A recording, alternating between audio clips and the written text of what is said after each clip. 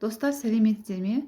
Өткен жолы біз сіздермен интеррогатив және императив атты сөйлем мүшелерімен сөйлемнің түрлерін үйренген болатынбыз.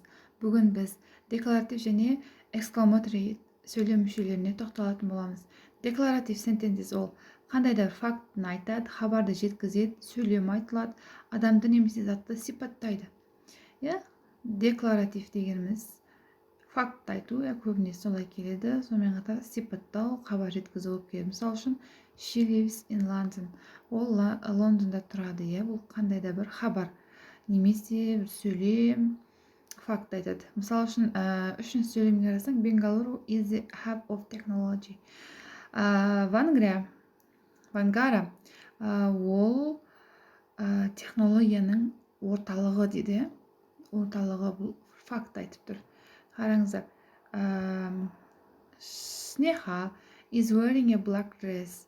Снеха қара көйлек киіп алған. Бұл адамды сипаттап тұр. Мысалы үшін Max teaches English. Max ағылшын тілін үйретеді. Бұл да бір адам туралы факт айтып тұр, оның не екенін, кім екенін айтып тұр. New Delhi is the capital of India. Бұл факт. Жаңа Дели, Индияның астанасы деп тұр. Декларатив сентенс дегеніміз осы. Қандай да факт айтасың, хабар айтасың, затты не адамды сипаттайсың. Осы ғана, басқа ешқандай қиыншылығы жоқ. Ал енді экскламаторий сентенс, яғни ол леп белгісі сияқты да, қандай да бір хабарды эмоциямен қабылдайсың, эмоциямен жеткізесің. То либо қуанып, мұңайып, ашуланып, таң қалып хабарды өзіңе аласың, немесе жеткізесің. Бір информацияны адамдарға бір сөзді жеткізу үшін сен эмоциямен айтасың. Жай айта салмайсың, эмоция арқылы айтасың. Қуанып айту мүмкін, ашуланып айту мүмкін, да, таң қалып айту мүмкін сен. Осы бір информацияны жеткізуді біз экскламаторий сентенс дейміз. You are a life saver дейді.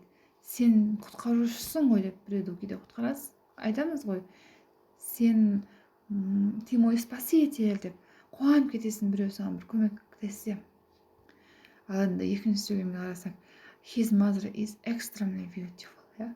Оның анасы өте әдемі дейді. Таң қалып тұр де, енді барлығы ана әдемі ғой, енді оның анасы өте қатты әдемі. Thank you, Ashish дейді мына жер үшінші сөйлемде. Рахмет саған дейді. Эмоциямен айтады. You are welcome, Joy. You are welcome. Екі түрлі мағынасы бар, білетін болсаңыздар. Біреуі қош келдің дейді, ал біреуі оқасы жоқ дейді. You are welcome, Joy. Бұл жерде меніңше қош келдің, Joy деп қарсы алып тұр. Көңілді күймен.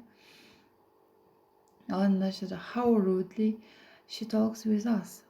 Ол қалай бізбен грубо сөйлесіп жатыр дейді да, не деген грубо сөйлесу, яғни дөрекі сөйлесіп жатыр. Әсіресе неде болады ғой, қызмет көрсету кезінде, даяшыларда, кассирларда осындай түсініспеушіліктер болып тұрады. How деген есімдікпен келіп тұр. Ал енді what a house it is.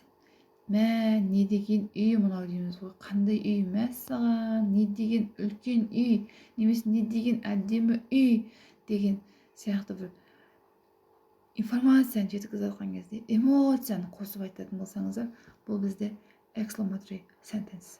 Осы өте оңай.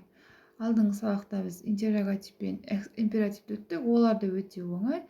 Айта кететін болсам, интеррогатив сұрақ қою арқылы, ал императив болса бұйрық беру арқылы жасалынатын сөйлемдер еді. Достар, менің YouTube каналыма жазыла кетіңіздер. Оқыған әрқашан озады. Білімдеріңіз арта берсін. Келесі кездескенше.